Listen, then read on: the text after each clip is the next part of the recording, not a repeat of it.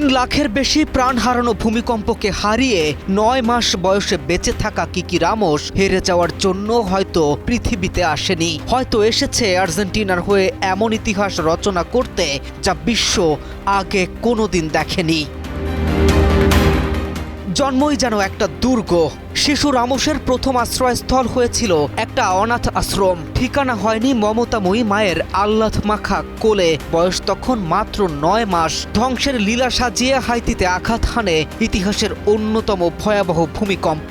3 লাখেরও বেশি মানুষের প্রাণহানির সেই বিভীষিকার মধ্যেও অলৌকিকভাবে বেঁচে যায় ছোট্ট কিকি রামোস। এরপরই বদলে যায় তার ভাগ্য। এক আর্জেন্টাইন দম্পতি আইনিভাবে তাকে দত্তক নেন এবং নতুন জীবনের শুরু হয় বুয়েন্স আইরেসে। নতুন দেশেই ফুটবলের প্রেমে পড়ে কিকি। মাত্র 6 বছর বয়সে সুযোগ পায় ভেলেস সার্সফিল্ডের বিখ্যাত যুব একাডেমিতে। প্রতিভা, পরিশ্রম আর অদম্য মানসিকতায় ধীরে ধীরে নিজেকে প্রতিষ্ঠিত করে। একদিন অনলাইনে গণিতের ক্লাস করার সময় আসে সেই বহুল কাঙ্ক্ষিত বার্তা, আর্জেন্টিনা অনূর্ধ্ব 17 দলে ডাক। AKS অর্জন করল গিনেস ওয়ার্ল্ড রেকর্ডস।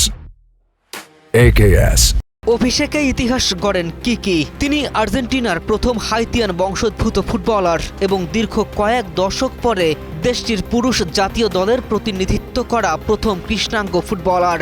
ধ্বংসস্তূপ থেকে আকাশে নীলদের জার্সি। কিকি রামোসের গল্প তাই শুধু ফুটবলের নয়, এটি আশা, মানবতা আর নতুন জীবনের এক অনন্য উদাহরণ। বেঁচে থাকতে জানলে জীবন সুন্দর, আর জীবনের সৌন্দর্য দেখতে হলে বেঁচে থাকা খুব দরকার। কেম রাফিন, নিউজ 24।